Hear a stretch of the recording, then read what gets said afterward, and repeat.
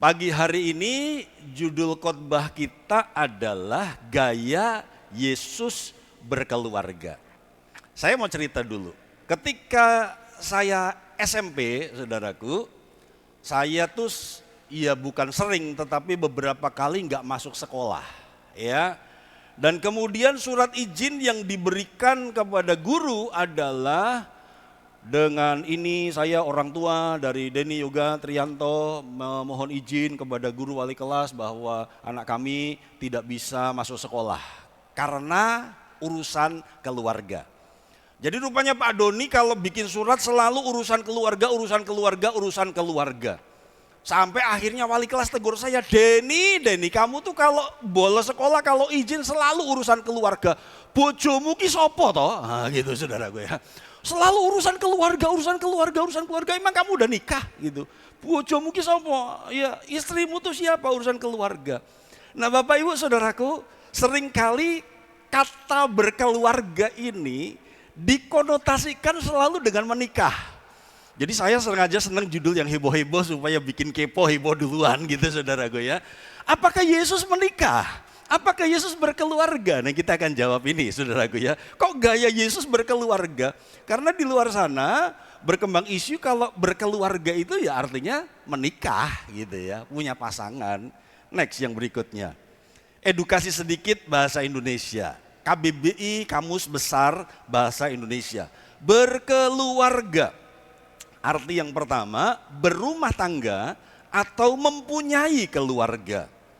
Itu yang biru itu contoh kalimatnya. Jadi kalau buka website KBBI itu selalu ada contoh. Bagi orang yang sudah berumah tangga, bagi orang yang sudah mempunyai keluarga, penghasilan sebanyak itu tidak akan cukup. Itu contoh kalimat. Arti yang kedua, bersanak saudara dengan, berkerabat dengan. Contoh kalimatnya, ia masih berkeluarga dengan kepala kampung. Arti yang ketiga menikah, mempunyai istri atau suami. Contoh kalimatnya, ia akan menikah kalau sudah menjadi sarjana. Ia akan mempunyai istri atau suami kalau sudah menjadi sarjana. Artinya, saudaraku, berkeluarga itu tidak selalu artinya menikah. Ya, ini edukasi sedikit. Jadi dengan pengertian itu kita bisa berkata, Pak Mami berkeluarga dengan Bu Esther. Nah gitu ya, masih ada hubungan saudara dengan Bu Esther. Pepe berkeluarga dengan Vanka. Nah bukan berarti Pepe menikah dengan Vanka, tidak. Tapi masih berkerabat, masih bersanak saudara dengan. Next yang berikutnya. Artinya, disclaimer dulu. Apakah Yesus berkeluarga? Yes. Karena dia punya keluarga. Apakah Yesus menikah? No. Ya, supaya jelas. Karena fitnah-fitnah di luar saudaraku mengatakan bahwa Yesus menikah dengan Maria Magdalena. Karena hubungan mereka begitu dekat, di mana-mana Yesus ada, Maria Magdalena ada.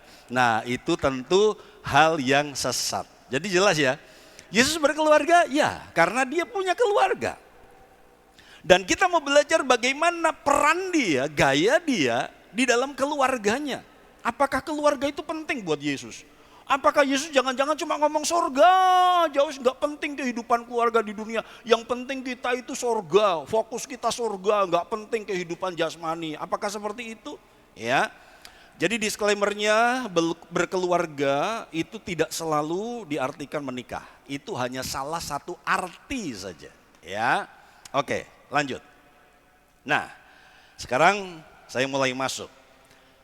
Next, teladan hidup Yesus ternyata, saudaraku, bukan hanya dari hal-hal yang teologis dan rohani, tetapi juga dari hal-hal jasmani dan keseharian termasuk kehidupan keluarga.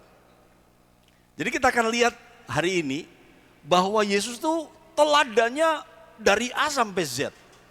Kita bisa meneladani Yesus dalam kekudusannya, kita bisa meneladani Yesus dari kejujurannya, dari persahabatannya, saudaraku, dari kerohaniannya, bagaimana dia itu fokus dengan surga, hubungannya dengan Bapa, apa-apa doa, saudaraku.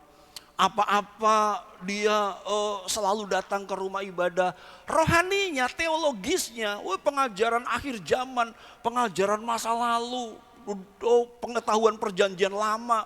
Dia begitu luar biasa. Tapi rupanya kita bersyukur karena kita punya sosok pemimpin yang ngajari hal-hal bukan hanya dunia roh, tetapi juga dunia jasmani. Bapak Ibu, pemimpin tuh kalau cuma ngeroh, tapi aplikasi kehidupan sehari-harinya gak jadi contoh, itu bukan pemimpin yang baik, bukan pemimpin rohani yang baik.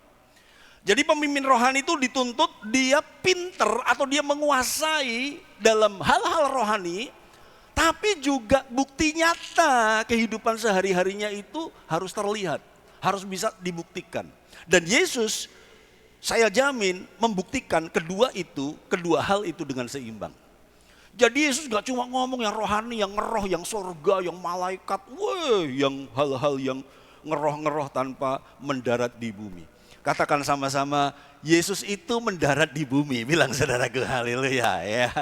Jadi pengajarannya itu aplikatif. Dia ngomong surga iya, tapi keseharian juga iya. Dia gak ngomong kita sebagai umat rohani, anak Tuhan harus makan firman, karena firman adalah makanan rohani kita. Tapi gak peduli kalau umatnya kelaparan. Enggak, Yesus juga bikin roti, ikan dilipat gandakan. Yesus peduli kelaparan jasmani. Dan itulah gereja. Gereja harus holistik namanya. Melayanannya tuh keseluruhan, bukan hanya yang rohani tapi juga ada yang jasmani gitu. Dan kita bersyukur kalau ada pemimpin rohani yang seimbang antara rohani dan jasmani. Ya, dia expert dalam hal-hal yang sorgawi, teologis, tapi juga mendarat dalam hal-hal yang sehari-hari. Oke, next yang berikutnya. Nah, kenapa ini penting saudaraku? Kenapa Yesus pada akhirnya memberikan contoh bagaimana peran dia dalam keluarganya? Kenapa? Karena ternyata keluarga itu menjadi syarat dalam kepemimpinan Kristen. Berbeda dengan kepemimpinan sekuler. Kepemimpinan sekuler gak peduli kondisi keluargamu. Yang penting kamu bisa mimpin, yang penting kamu ahli, yang penting kamu punya skill. Gak peduli kamu selingkuh, gak peduli kamu tukang main perempuan, gak peduli istrimu, suamimu berapa, gak peduli kondisi rumah tangganya hancur apa enggak, yang penting dia punya skill kepemimpinan dan dia bisa menjadi pemimpin sekuler yang berhasil. Tapi tidak dengan kepemimpinan Kristen.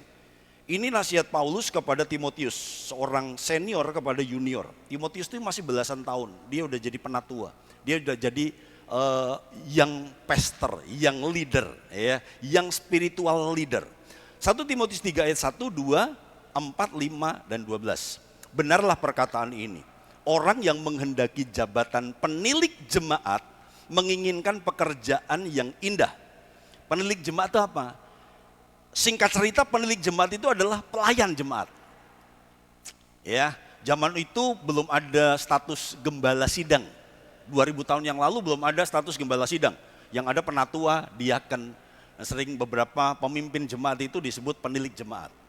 Ya, jadi Paulus keliling ke kota-kota menempatkan, kamu koordinator di kota ini, kamu koordinator di kota Efesus, kamu koordinator di kota Filipi, kamu koordinator di kota Korintus, kamu koordinator di. Jadi tidak disebut gembala sidang, tidak disebut pendeta. Ya.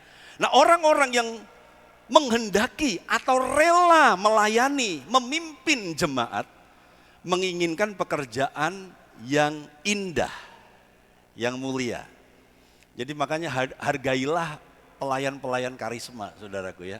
Kadang-kadang mereka ini dicuekin, terutama pelayan yang di tempat tinggi, saudaraku ya. Haleluya, ya, tempat tinggi. Mereka tersembunyi, saudaraku, iya kan? Kalau salah teks, saudaraku, salah teks atau telat langsung mengu, saudaraku ya kan. Kalau salah dikritik, tapi kalau bagus nggak pernah dipuji. Nah, gitu ya. Jadi orang yang menghendaki jabatan penilik jemaat itu menginginkan pekerjaan yang indah. Kenapa indah? Karena ada harga yang harus dibayar. Bayar perasaan, bayar harga dengan perasaan, saudaraku, makan hati, korban perasaan, korban waktu, korban perhatian. Haleluya. 2, Karena itu penilik jemaat, pemimpin jemaat haruslah seorang yang tak bercacat. Maksudnya bukan tubuhnya, tapi karakternya. Oke? Karakternya. Pemimpin jemaat haruslah seorang yang tak bercacat, suami dari satu istri. Seorang kepala keluarga yang baik, disegani dan dihormati oleh anak-anaknya. Jikalau seorang tidak tahu mengepalai keluarganya sendiri, bagaimanakah ia dapat mengurus jemaat Allah? Itu tadi penatua, penilik jemaat. 12, ini diaken. Diaken haruslah suami dari satu istri dan mengurus anak-anaknya dan keluarganya dengan baik. Jadi Bapak Ibu lihat, keluarga tuh dalam kekristenan begitu penting. Karena orang yang mimpin jemaat harus bisa mimpin keluarganya. Makanya Bapak Ibu Saudaraku beberapa kali minta maaf kalau kami sebagai gembala harus mengistirahatkan beberapa pelayan. Itu pernah kita lakukan. Mengistirahatkan beberapa pelayanan atau menurunkan beberapa posisi pelayanan ketika ternyata ada hal-hal yang perlu dipulihkan, diperbaiki dalam keluarga si pelayan itu. Karena pelayan itu betul dia hamba, tapi dia juga pemimpin. Ini topik yang lain lagi. Pelayan itu namanya pelayan, harus berhati hamba. Dia bukan kelompok elit di gereja, enggak, dia harus siap jadi pelayan saudaraku. Tapi dia juga pemimpin, dilihat jemaat. Nah kalau dia enggak bisa ngurus keluarganya, bagaimana dia akan mengurus jemaat Allah? Gitu ya. Jadi ini berbeda dengan kepemimpinan sekuler. Oke, pemimpin sekuler enggak peduli mau homo, mau lesbi, mau dia rumah tangganya berantakan, mau suka dugem, suka foya-foya saudaraku. Kadang-kadang itu diabaikan, yang penting skill. Kepemimpinan rohani enggak seperti itu. Ya, lanjut. Yang berikutnya. Titus 1 ayat 5. Masih Paulus sekarang ngomong kepada Titus. Aku telah meninggalkan engkau di Kreta dengan maksud ini. Supaya engkau mengatur apa yang masih perlu diatur. Dan supaya engkau menetapkan penatua-penatua di setiap kota. Seperti yang telah kupesankan kepadamu. Ini murid saudaraku. Titus ini muridnya Paulus. Diajak pelayanan sampai di Kreta ditinggal. Haleluya, puji Tuhan. Siapa yang mau jadi muridnya Pak Denny? Haleluya, puji Tuhan ya. Kita saudaraku jalan-jalan ke Bandungan, ke Kaliangkrik gitu saudaraku ya. Nanti tiba-tiba saya meninggalkan mereka di sana. Haleluya ya. Kamu di sini cari jiwa-jiwa, tetapkan pelayanan di sini. Iya. Ini harga seorang murid. Ya, aku meninggalkan engkau di Kreta bukan untuk enak-enak, bukan untuk healing.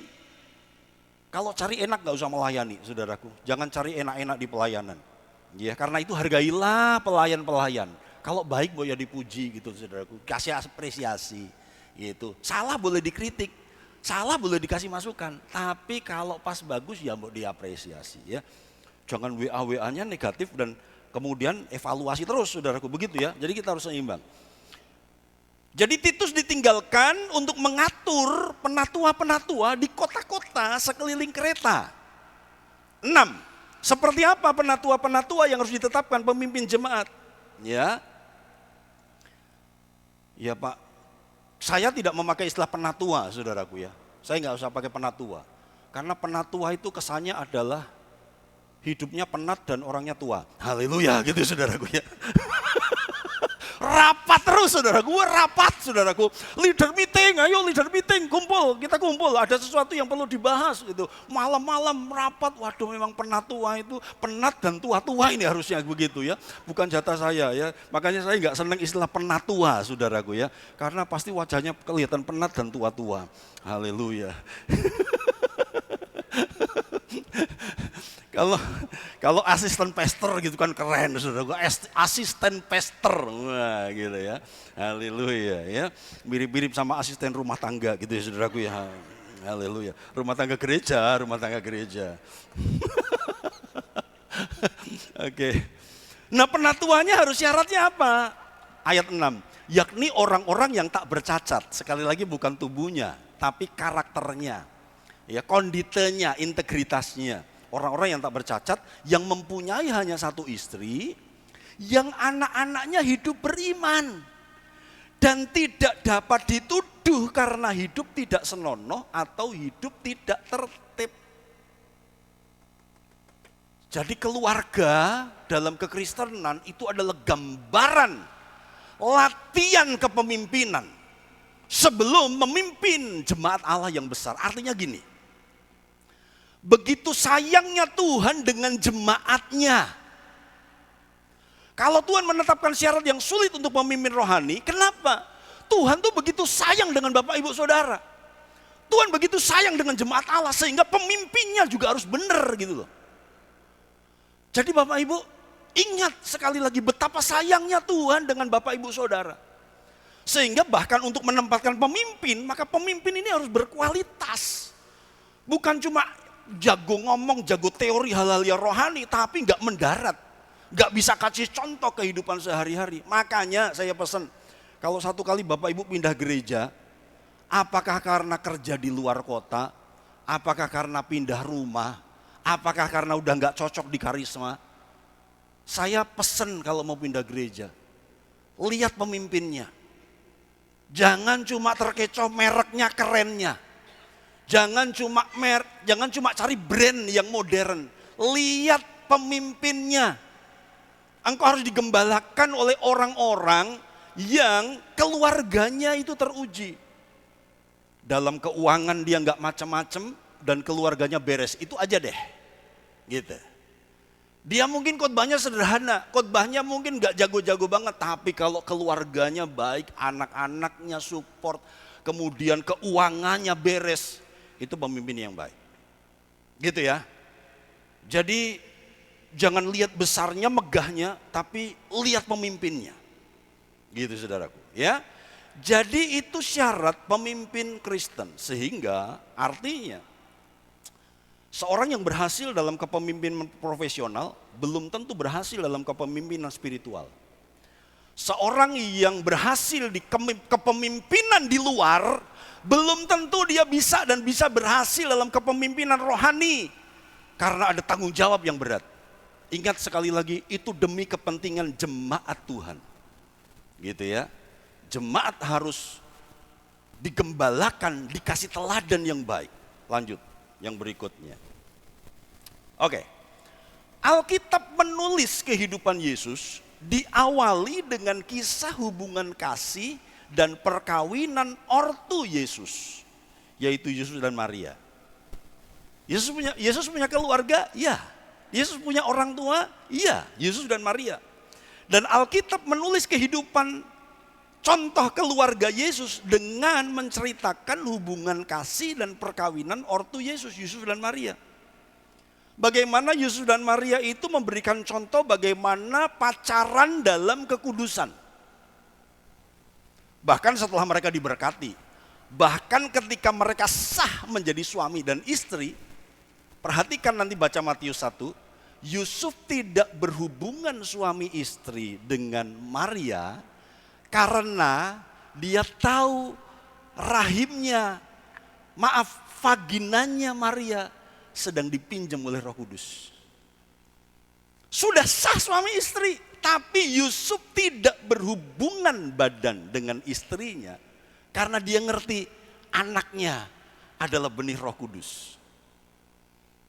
Mereka pacaran begitu kudus, makanya ini memberikan pesan kepada anak-anak muda. Ketika engkau masuk mulai masa pacaran, bagaimana pacaranmu? Ingat, pacaranmu menentukan masa depan keluargamu. Pacaranmu, gaya pacaranmu menentukan keturunan ilahi nanti. Yesus dan Maria diceritakan mereka kudus selama masa pacaran. Iya. Lanjut. Artinya Alkitab tidak hanya menginformasikan sisi keilahian Yesus saja, tetapi juga sisi latar belakang keluarga Yesus. Jadi Yesus tidak digambarkan sebagai Superman yang turun dari sorga sempurna, jauh dari kehidupan manusia, tapi Yesus itu diinformasikan sebagai sosok ilahi, tetapi juga diceritakan latar belakang keluarganya. Ya, lanjut. Dan Alkitab kita jujur sekali. Lanjut, yang berikutnya. Dan artinya juga Alkitab memberikan perhatian khusus terhadap prinsip kebenaran dalam kehidupan keluarga. Alkitab sangat menjaga, menekankan prinsip keluarga. Karena ketika Tuhan punya rencana besar, bumi penuh kemuliaan, yang Dia ciptakan keluarga. Dia selesai ciptakan dunia, Dia selesai ciptakan Taman Eden, Dia menata ini dan itu, ending-endingnya Adam dan Hawa, keluarga. Jadi keluarga adalah bentukan Tuhan. Pernikahan itu seharusnya adalah inisiatif Tuhan. Sadar nggak bahwa keluarga itu adalah lembaga rohani, bukan jasmani? Saya buktikan, next. Pemerintah Indonesia mengakui bahwa pernikahan adalah lembaga rohani, bukan jasmani. Sudah mudeng atau perlu saya jelaskan? Negara tidak bisa menikahkan seseorang. Kalau dulu, orang tuh bisa catatan sipil dulu baru pemberkatan. Catatan sipil dulu baru ritual agama, karena tiap agama kan beda-beda. Hindu cara pernikahannya beda, Buddha beda, Muslim beda, Kristen. Zaman dulu bisa catatan sipil dulu, negara dulu, baru agama. Tapi sekarang nggak bisa. Sekarang harus agama dulu, mau Kristen, mau Islam, mau Buddha, mau Katolik, mau Hindu. Setelah itu gereja mengeluarkan surat, baru surat itu dibawa ke Dukcapil, Disdukcapil, baru negara hanya mengesahkan apa yang sudah dikerjakan oleh lembaga agama. Ya, lembaga agama ini kan mewakili dunia roh. Sehingga pemerintah Indonesia mengakui bahwa pernikahan itu adalah lembaga roh. Yang bisa mengesahkan itu hanya pimpinan rohani. Dari sini saya berharap Roh Kudus bicara kepada setiap kita bahwa keluarga kita tuh nggak main-main. Negara nggak bisa menikahkan, itu negara hanya mengesahkan, mencatat pernikahan. Jadi sekarang bahasanya begitu. Disdukcapil hanya mencatat pernikahan yang sudah disahkan oleh Tuhan. Jadi jangan macam-macam dengan pernikahan kita, saudaraku ya. Jangan macam-macam dengan keluarga kita. Karena keluarga kita tuh ternyata rohani, bukan jasmani. Bahwa kemudian ada hubungan suami istri. Yang kemarin minggu ndak dengar, saudaraku, kemarin minggu ndak datang, dengerin itu wajib, saudaraku. Minggu lalu keren, rahasia yada. Bagaimana dalam keluarga itu Tuhan harus berperan, caranya seperti apa? Minggu lalu dengerin di YouTube GPD Karisma, saudaraku, yang minggu lalu. Ya, itu wajib. Jadi penting ya, keluarga kita ini satu-satunya, keluarga adalah lembaga terkecil yang berbadan hukum. Dengan Disdukcapil mencatatkan pernikahan kita, maka kita berstatus lembaga hukum. Keren ya. Ada nomor kakaknya, itu berbadan hukum, saudara. Badan hukum itu ternyata bukan cuma yayasan, bukan cuma, saudaraku, ormas-ormas, bukan. Pabrik-pabrik kenapa harus CV, harus ada terregistrasi berlembaga hukum. Keluarga itu lembaga hukum. Keluarga adalah lembaga rohani yang hanya Tuhan yang bisa melakukan pengesahan, tapi juga punya legalitas hukum. Karena diakui negara. Lembaga terkecil. Ya saudaraku, kalau kita mendaftarkan yayasan, gak mungkin, saya percaya mendaftarkan pengurus yayasan hanya 3 orang gitu, saya gak ngerti bisa apa enggak. Rasanya, saya gak tahu ya, saya gak tahu aturannya, saudaraku ya. Atau 2 orang. Kan ketika dinikahkan, suami dan istri 2 orang. Bisakah 2 orang bikin yayasan, 2 orang tok nggak ada anggota, kemudian daftarkan? Nggak bisa ya, nggak bisa. Bikin yayasan, bikin organisasi, anggotanya cuma 2 orang, gitu. Lalu kami ingin mendapatkan status legal formal, badan hukum, nggak bisa. Tapi keluarga, di kakaknya Pak Vigo baru 2 orang, dan mereka berstatus legal formal. Mereka dilindungi negara, punya hak-hak hukum dan punya kewajiban hukum, sehingga kalau dalam sebuah keluarga ketika terjadi perpisahan, maka harus badan hukum juga, pengadilan yang harus memutuskan. Begitu saudaraku. Ya, oke ya. Kiranya ini menghenyak kita, ternyata benar. Kita ini diakui surga dan dunia, saudaraku ya. Enggak gampang. Haleluya ya. Bilang sama sebelah, keluarga ki enggak gampang. Bilang saudaraku ya. Keluarga itu bukan enak-enakan anak muda. Pernikahan itu bukan enak-enakan, enggak saudaraku ya. Edwin Louis Cole dia berkata, kalau mau merasakan surga menikahlah. Tapi kalau mau merasakan neraka menikahlah. Haleluya, begitu ya. Jadi keluarga itu bisa berasa surga dan bisa berasa neraka, saudaraku. Pernikahan jangan hanya dilihat enak-enaknya saja. Anak-anak muda dengar itu. Next. Oke. Yesus datang ke dunia tidak turun dari surga, kedatangan yang pertama. Oke. Yesus tidak turun dari surga pada kedatangan yang pertama, tetapi Yesus lahir melalui sebuah keluarga. Karena itu hari ini kita mau belajar 3 peran Yesus dalam keluarganya. Nah, ini pelajaran apa? Begini Bapak Ibu, sejauh ini November ini kita sudah bicara couple. Kita sudah belajar sedikit tema couple, bagaimana suami dan istri, couple. Ya, pelajaran bagaimana suami harus bersikap kepada istri, istri harus bersikap kepada suami. Kemudian juga sedikit parenting.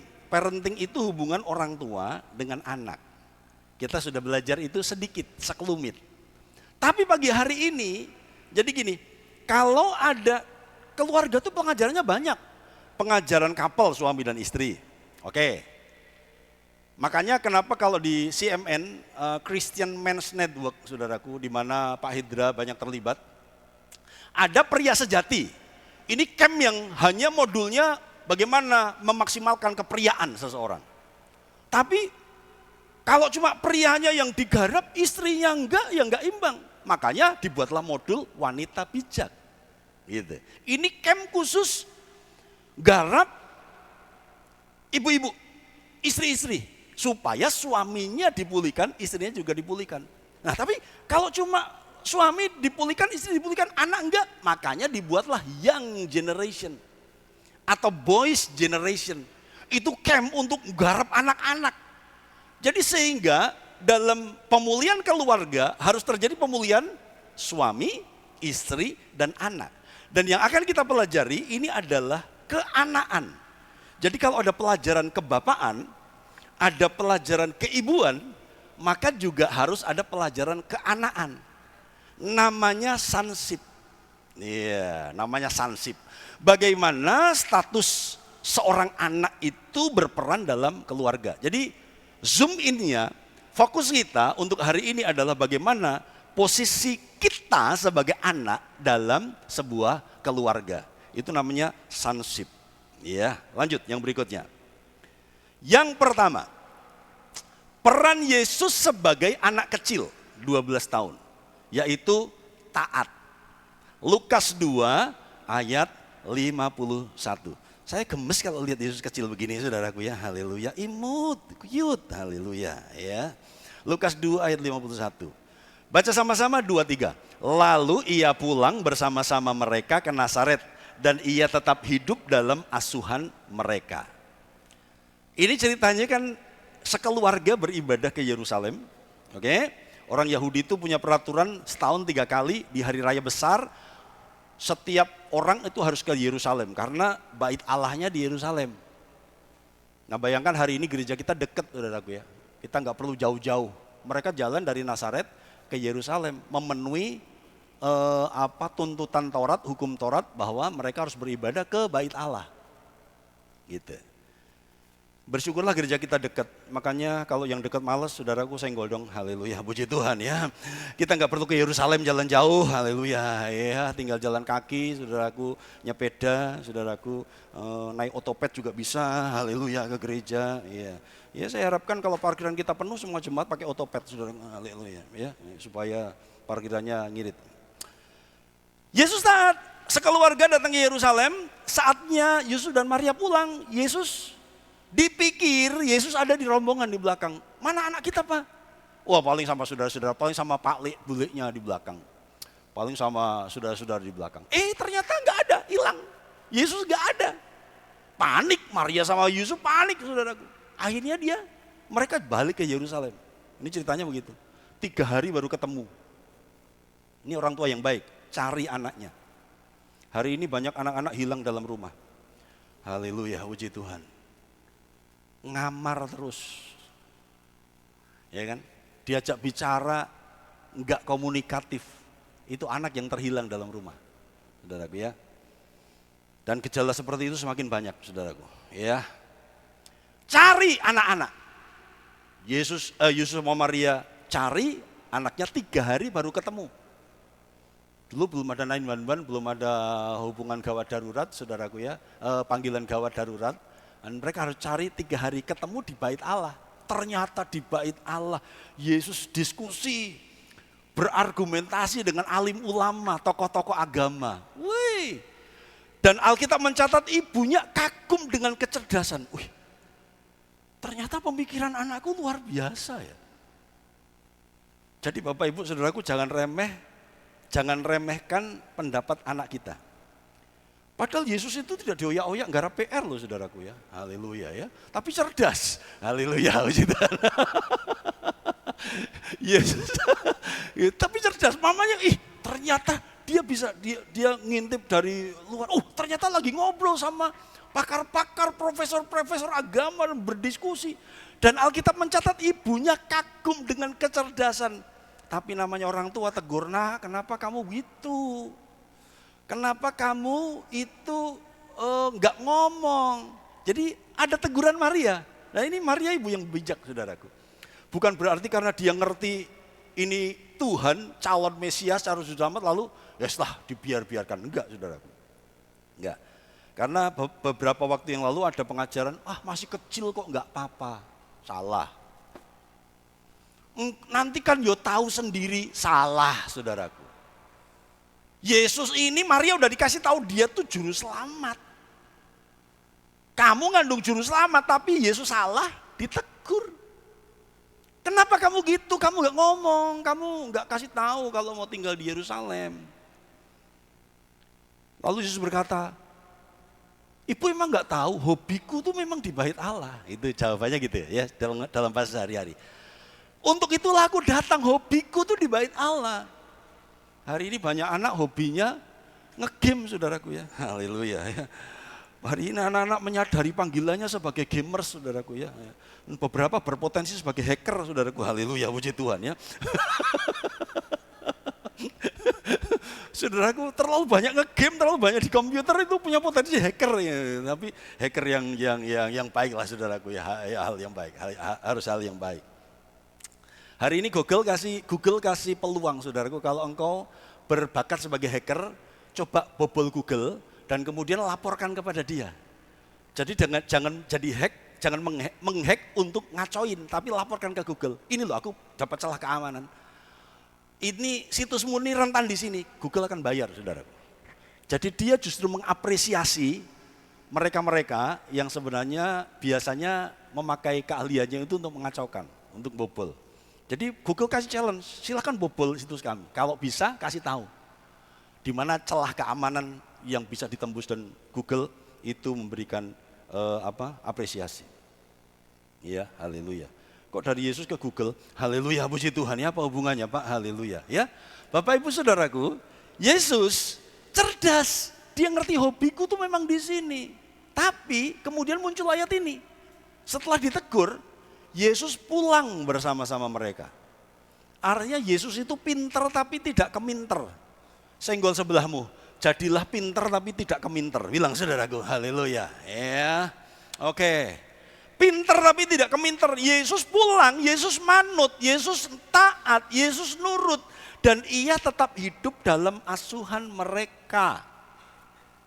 Yesus menundukkan diri walaupun dia lebih pinter dari orang tuanya. Yesus lebih tahu dari orang tuanya, Tapi Yesus ngerti ini orang tuaku, aku tetap harus taat hidup dalam asuhan mereka. Coba semua yang masih punya orang tua di sini katakan aku harus taat. 1, 2, 3. Iya, puji Tuhan. Kalau mau taat kepada istri, harus duluan taat kepada orang tua.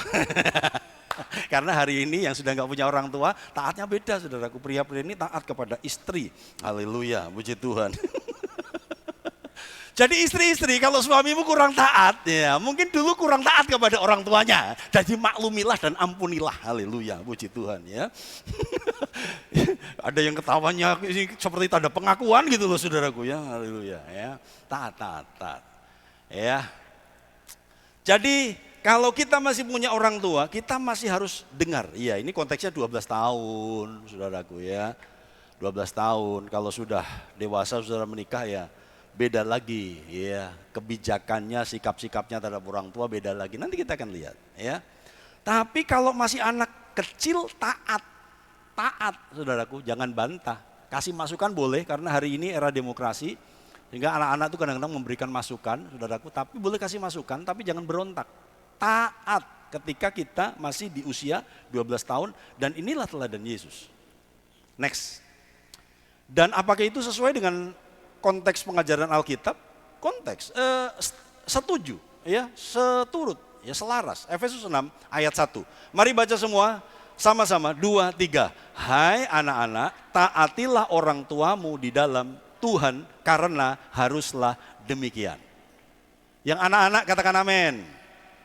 Karena haruslah demikian. Kolose 3:20. Baca sama-sama 2, 3. Hai anak-anak, taatilah orang tuamu dalam segala hal karena itulah yang indah di dalam Tuhan. Efesus bilang anak-anak taat itu harus demikian. Kolose 3 berkata itulah yang indah di dalam Tuhan. Terjemahan yang lain, anak-anak yang taat itu menyenangkan hati Tuhan. Terjemahan lain lagi, anak-anak yang taat itu menyukakan hati Tuhan. Ya, jadi kalau engkau belum menikah, taatlah dalam segala hal.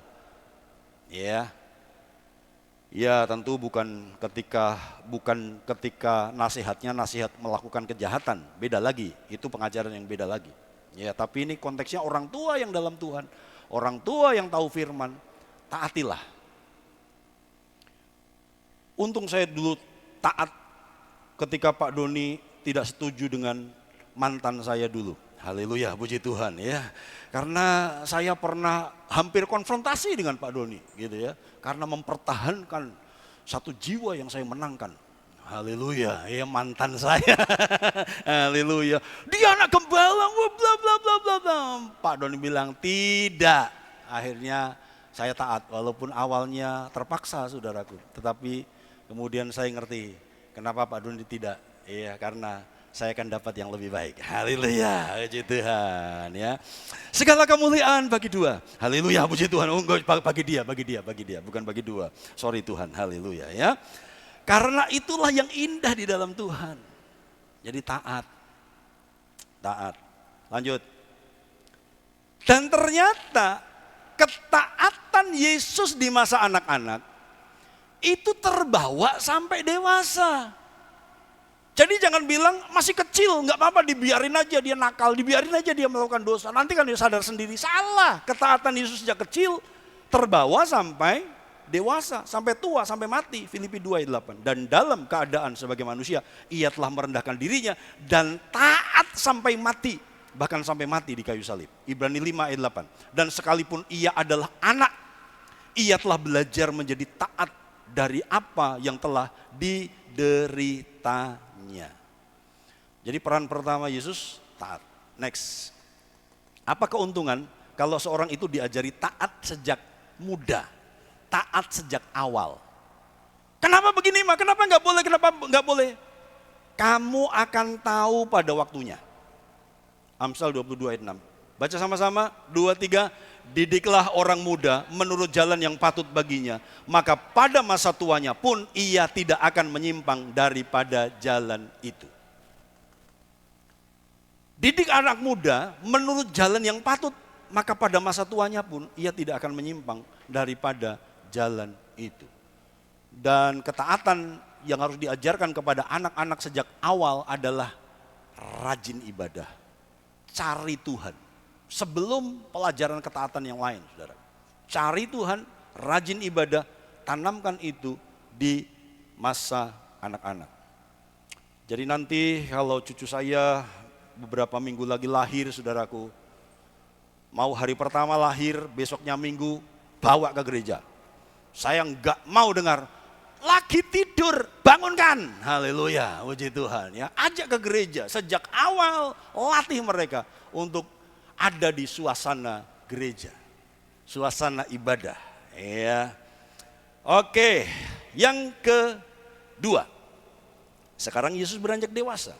Markus 6 ayat 3, mari saya bacakan. Bukankah ia ini, Yesus ini tukang kayu, anak Maria, ternyata punya saudara. Saudara Yakobus, Yoses, Yudas, dan Simon. Berapa orang? 4 orang. Dan bukankah saudara-saudaranya yang perempuan ada bersama kita? Yesus ternyata KB, keluarga besar. Haleluya. Ada 4 laki-laki yang disebut, Yakobus, Yoses, Yudas, dan Simon. Dan ada saudara-saudaranya yang perempuan. Peran kedua sebagai anak dewasa, terlebih anak sulung, ini di bawah 30 tahun. Yesus melayani 30 tahun, mulai melayani dibaptis umur 30. Tapi dia jadi tukang kayu berarti sebelum umur 30. Makanya saya kasih masa dewasa. Peran yang kedua adalah rajin bekerja, menjadi tulang punggung keluarga. Haleluya, puji Tuhan. Kalau sebelahmu pria bilang, kamu tulang punggung, bilang saudaraku. Kalau sebelahmu pria, bilang, haleluya ya. Kalau sebelahmu pria bilang, kamu tulang punggung, ojo tulang tulung wae. Bilang saudaraku, bilang sama sebelah saudaraku, bilang sama sebelah. Haleluya ya. Kamu tulang punggung, jadi ojo tulang tulung wae. Haleluya. Makanya pria belajar bikin kopi sendiri. Haleluya, puji Tuhan ya. Masak Indomie sendiri. Haleluya ya. Ngumbai dewe. Haleluya. Ojo nek kuwi saudaraku ya. Haleluya. Masak sendiri. Haleluya. Ya. Paling berat tidur sendiri saudaraku ya, di teras. Mergo telat le Bali saudaraku ya. Repot saudaraku. Haleluya. Enggak ada istri-istri yang ngancingi pintu suami di Karisma, enggak ada saudaraku, enggak ada ya. Enggak ada. Kalau ada, tenggelamkan. Haleluya. Bapak Ibu, peran Yesus di masa dewasa adalah dia rajin bekerja, dia menjadi tukang kayu, dan dia menjadi tulang punggung keluarga. Beberapa penafsir mengatakan bahwa ternyata Yusuf mati muda. Ini tafsiran. Karena Yusuf itu tidak pernah disebut lagi setelah Yesus 12 tahun. Jadi catatan terakhir mengenai Yusuf adalah ketika Yusuf membawa Maria dan Yesus ke Yerusalem. Setelah itu Yusuf tidak diceritakan lagi. Jadi beberapa penafsir mengatakan bahwa Yusuf mati muda. Dan karena Yusuf mati muda, maka kita melihat Yesus muncul tanggung jawabnya sebagai anak sulung, anak pertama untuk menghidupi ibu dan adik-adiknya. Dan kata tukang kayu di situ dipakai kata tekton. Tekton itu ternyata bukan tukang kayu yang bikin mebel. Tukang kayu yang bikin produk kayu kecil-kecilan, saudaraku. Mobil-mobilan kecil, bukan saudaraku ya, vas kecil, enggak. Tekton itu lebih kepada tukang kayu yang bangun rumah, bangun jembatan. Jadi proyek-proyek besar. Dan Yesus menjadi tukang kayu itu menangani proyek-proyek besar. Artinya, ketika dia dibaptis umur berapa tadi? 30, sesuai dengan peraturan biasanya kebiasaan perjanjian lama, 30 tahun mulai melayani. Dia mati umur berapa? 33 setengah, karena dia cuma melayani 3,5 tahun. Kebenarannya berikutnya adalah, lebih banyak dia melayani di keluarga, lebih lama dia melayani di keluarga, lebih banyak dia memperhatikan keluarga daripada pelayanan rohaninya selama 3,5 tahun. Betul? Dia melayani sebagai pemimpin rohani hanya 3,5 tahun. Yesus itu mati muda loh saudaraku. 33,5 tahun, anak muda ini anak muda dengar baik-baik. Yesus itu anak muda bukan orang tua. 33,5 tahun. Artinya dia berbakti melayani di intern keluarga lebih lama dibandingkan dia melayani sebagai pemimpin rohani. Betapa pentingnya keluarga di mata Yesus. Rajin bekerja. Katakan sama-sama, aku harus rajin bekerja. Haleluya, puji Tuhan. Ya. Gaji sebulan jangan habis sebulan, saudaraku. Gajimu berapa? 2,5. Gajian tanggal 2, tanggal 5 habis. Haleluya saudaraku ya, 2,5. Gajian tanggal 2, tanggal 5 udah habis. Rajin bekerja. Ingat masih ada keluarga yang kita juga perlu bantu dalam beberapa kasus. Next, ini ayat-ayat tentang rajin. Ternyata kalau tangan kita rajin tuh gak ada laporan negatif saudaraku ya. Rajin itu gak ada efek negatifnya. Amsal 10:4. Tangan yang lamban membuat miskin, tetapi tangan yang rajin menjadikan kaya. Haleluya. Katakan sama-sama, aku mau punya tangan rajin. Haleluya, puji Tuhan ya. Amsal 12 ayat 24, baca sama-sama. 2, 3. Tangan orang rajin memegang kekuasaan. Orang yang naik levelnya, karirnya, tentu orang yang rajin, saudaraku ya. Amsal 13 ayat 4, hati si pemalas penuh keinginan tetapi sia-sia. Sedangkan hati orang rajin diberi kelimpahan. Itu baru hati loh saudaraku. Ini belum kerja nih, hati pemalas tuh ingin ini, ingin itu, ingin ini, ingin itu, tetapi sia-sia. Cuma ingin, tetapi hati orang rajin, dia merenungkan, dia kerjakan. Kerjakan yang kau rencanakan, rencanakan yang kau kerjakan. Haleluya, puji Tuhan. Sedangkan hati orang rajin diberi kelimpahan. Amsal 21 ayat 5, 2, 3. Rancangan orang rajin semata-mata mendatangkan kelimpahan. Baru rancangan loh. Sebab kalau memang sifatnya rajin, rancangnya juga pasti canggih. Dia akan lakukan sesuai dengan rancangannya. Terakhir. Sekarang peran yang ketiga. Disalib. Dia masih berperan. Mungkin ada yang sering terlewat membaca ayat ini. Yohanes 2, 25 sampai 27. Dan dekat salib Yesus berdiri ibunya dan saudara ibunya, Maria, istri Klopas, dan Maria Magdalena. Jadi KFC Maria kumpul di salib Yesus saudaraku ya. Ini KFC Maria saudaraku ya. KFC Maria dia komsel di salib Yesus. Ada ibunya dekat salib Yesus, 26. Ya. Tadinya saya mau khotbah tentang the heart of Maria. Waduh, hatinya Maria itu luar biasa, tapi next lah ya. Maria nih lihat anaknya disiksa, anaknya seperti itu, dia menemani anaknya dalam kematian. 26. Ketika Yesus melihat ibunya dan murid yang dikasihinya di sampingnya, siapa murid yang dikasih? Yohanes. Jadi Yohanes adalah murid yang dikasih, disebut berulang-ulang. Ketika Yesus melihat ibunya Maria dan murid yang dikasihinya di sampingnya, berkatalah ia kepada ibunya, "Ibu, inilah anakmu." Jadi dia ngomong sama Maria, "Maria, Yohanes ini sekarang anakmu." 27.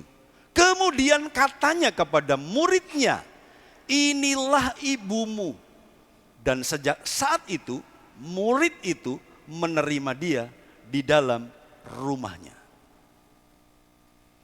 Jadi Yesus lihat ibunya, kemudian lihat Yohanes, dipersatukanlah mereka menjadi keluarga rohani. Dia bilang sama Yohanes, "Yohanes, Maria sekarang ibumu ya."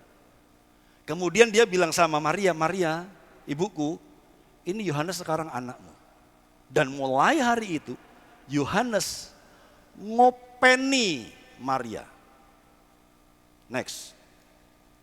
Peran ketiga, sebagai anak yang mengasihi ibunya. Umur 33 tahun. Memasrahkan Maria kepada Yohanes. Bapak Ibu Saudaraku, permintaan atau perkataan orang yang mau mati itu biasanya penting. Ya. Orang yang mau mati, dia sadar mau mati itu pasti enggak mengucapkan kata-kata yang enggak penting. Enggak ada orang sekarat gitu lalu, Nanti malam Liga Inggris Liverpool sama mana ya, haleluya. Udah sekarat saudaraku, sudah sekarat di rumah sakit misalnya. Nanti malam jadwalnya Liverpool lawan mana? Menang apa kalah meneh, haleluya, puji Tuhan. Tanya saudaraku, nggak akan begitu. Jadi kalau orang udah sekarat itu sudah nggak mau mengucapkan hal-hal yang remeh-temeh, saudaraku, nggak mungkin saudaraku, haleluya. Sudah sekarat di rumah sakit. Katanya ada rumah makan baru ya, haleluya. Itu enak apa ora? Nggak akan tanya gitu saudaraku. Orang kalau sudah sekarat itu hanya mengucapkan kata-kata yang dianggap penting. Dan pelajaran Alkitab menyatakan ada 7 perkataan Yesus di salib. Irit ngomong dan 7 itu pasti penting. Salah satunya keluarga. Sudah mau mati. Masih ingat ibunya, pasrahin ibunya kepada Yohanes. Karena dia ngerti dia anak sulung. Dia anak tertua, anak yang diandalkan. Jadi sonship-nya Yesus tuh keren. Jadi anak-anak muda, kalau engkau mau belajar tentang ketaatan sebagai seorang anak, peranmu sebagai seorang anak dalam keluarga, belajar dari Yesus. Next, apakah harus kita itu mengurus keluarga kita? Ya, ini ayatnya.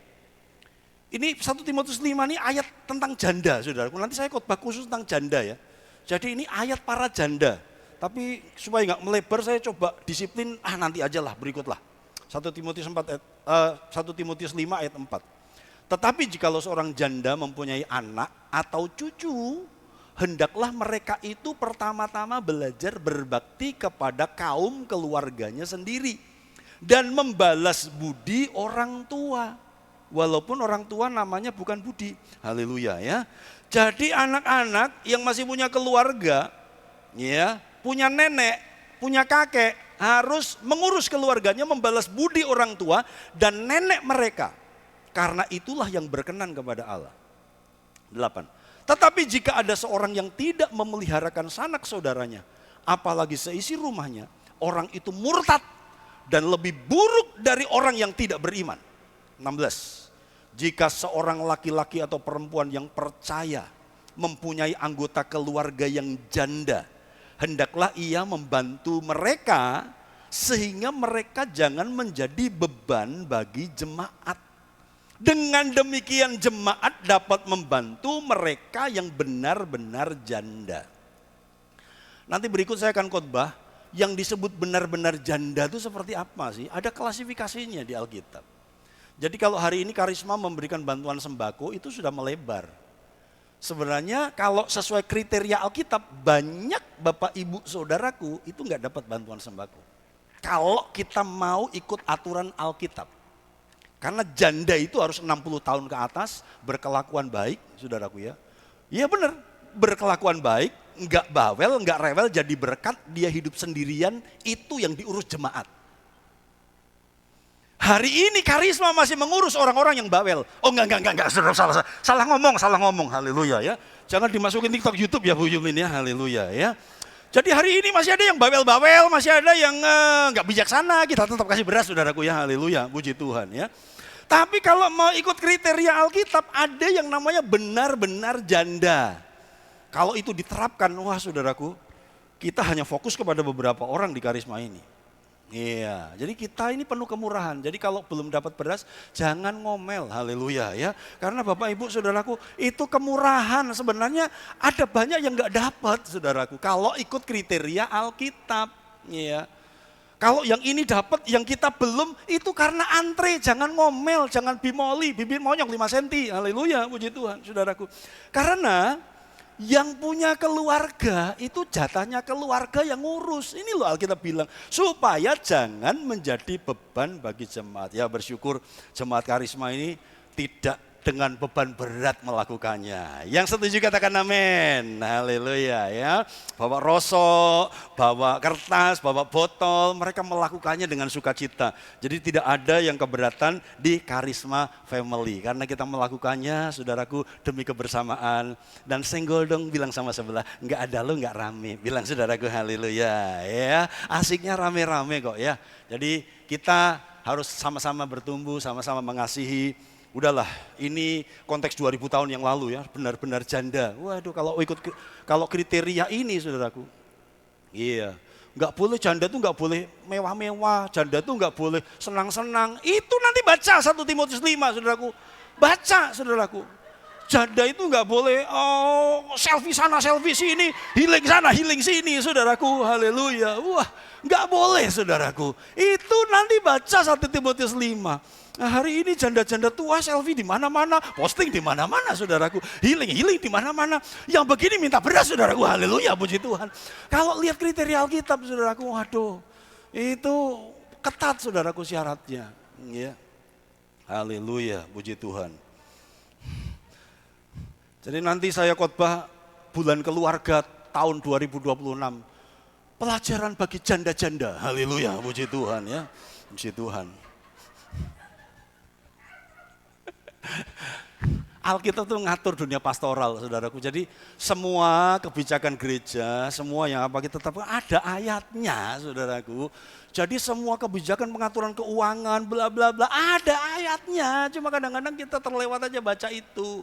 Jadi Bapak Ibu percayalah, saudaraku, doakanlah hamba-hamba Tuhan, doakanlah saya, doakanlah Bu Febe, doakanlah para pelayan, supaya kita sama-sama melayani dengan baik. Tapi poin yang terakhir adalah anggota keluarga tuh harus ngurus neneknya, ibunya, gitu ya.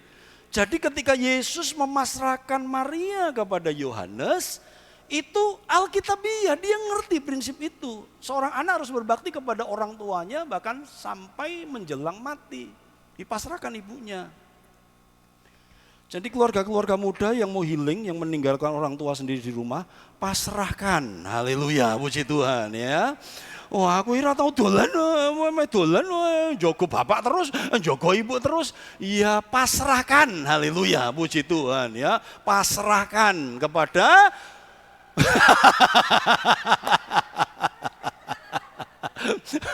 pasrahkan kepada orang tuanya. Pak Gembala, saya tak dolan, tak healing dulu. Wong sejak pernikahan, sejak honeymoon aku belum healing, belum dolan. Tak pasrah ke ibuku. Haleluya. Ya boleh, saudaraku, tapi Anda harus disalib dulu. Disalib dulu lalu ngomong, Gembala, inilah ibumu. Wah, gitu, saudaraku, boleh, tak openi. Haleluya ya. Tapi syaratnya Anda harus disalib dulu. Haleluya. Ya. Saya tak dolan, tapi salib dulu, saudaraku. Gembala, ini ibumu, ibuku. Tolong masak kirimi, jangan. Haleluya, puji Tuhan. SOP, saudaraku, untuk keluarga muda yang akan healing. Iya. Jangan bohong, kalau ibu, kalau bapak tinggal sendirian di rumah ya jangan bohong. Pak, tak lunga sebentar, cuma ke warung kok, padahal 5 dino, saudaraku ya. Koyo saudara ngelimpeke cah cilik lho, saudaraku ngelimpeke cah cilik. Medolak, bapak ming sedelok kok bali sedelok, koyo ngelimpeke cah cilik, saudaraku. Wong tua dilimpeke dosa besar, haleluya ya. Pak tak kesah sekedap nggih, haleluya. Ming sekedap kok nanti 5 menit balik, sebulan ra bali, saudaraku ya.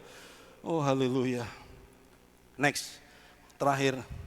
Jadi artinya sebelum mati dalam penderitaannya disalib, Yesus masih mempedulikan keluarga. Yang setuju katakan amin, saudaraku. Mau mati loh, masih pasrah ibunya sama Yohanes. Jadi keluarga ada di hati Yesus. Dan keluarga tuh begitu penting di mata Tuhan. Ya. Jadi mari kita berdoa buat keluarga kita. Mari munculkan yada dalam pernikahan kita. Sehingga keluarga kita itu menjadi keluarga yang menjadi teladan buat pernikahan anak-anak cucunya. Anak-anak cucu kita ke bawah. Haleluya. Bilang sama sebelah. Jangan kalah sama tepuk sakinah. Bilang, saudaraku, bilang sama sebelah. Bilang sama sebelah, haleluya. Jangan kalah, saudaraku. Teman-teman kita mulai dengan pemulihan keluarga versi mereka. Tapi bagus, saya setuju, saudaraku. Iya. Jadi mari suami istri, saudaraku, ya, yang lagi marahan, yang lagi cemberut, lagi tidur sendiri, ya, lagi ungkur-ungkuran, haleluya. Tepuk sakinah, haleluya, ya, bagus. Haleluya, ya. Oke, mari kita tersenyum sambil pulang, haleluya. Boleh didengarkan lagi di YouTube, saudaraku, untuk menambah wawasan kita. Tuhan, terima kasih, karena ternyata Tuhan sayang jemaat Tuhan. Tuhan tuh sayang jemaat, Tuhan tuh sayang keluarga kita. Tuhan begitu melindungi Saya belum khotbah soal perlindungan Tuhan terhadap keluarga. Keluarga ini nggak bisa diganggu, saudaraku. Ya, nanti saya khotbah. Ini tadi perlindungan Tuhan kepada jemaat. Karena Tuhan melindungi jemaat, sayang jemaat, Tuhan harus menetapkan pemimpin-pemimpin yang keluarganya baik demi kepentingan jemaat. Tapi ada lagi perlindungan Tuhan terhadap keluarga. Perhatian Tuhan terhadap keluarga dijaga, saudaraku, supaya keluarga ini nggak rusak. Ya, haleluya. Mari kita masuk saat yang teduh. Mulai dengan mengucap syukur atas keluarga kita. Bulan depan kita masuk tema yang lain lagi. Tapi kita akhiri bulan keluarga ini dengan tetap menerapkan prinsip-prinsip dalam keluarga kita. Kita tentu rindu pernikahan kita, anak-anak kita, cucu kita, mereka diberkati Tuhan lebih daripada pernikahan kita. Orang tua yang sudah menikah, engkau tentu rindu anak-anakmu dan cucu-cucumu sukses, lebih bahagia, lebih berkenan daripada pernikahan kita, daripada perkawinan keluarga kita. Haleluya.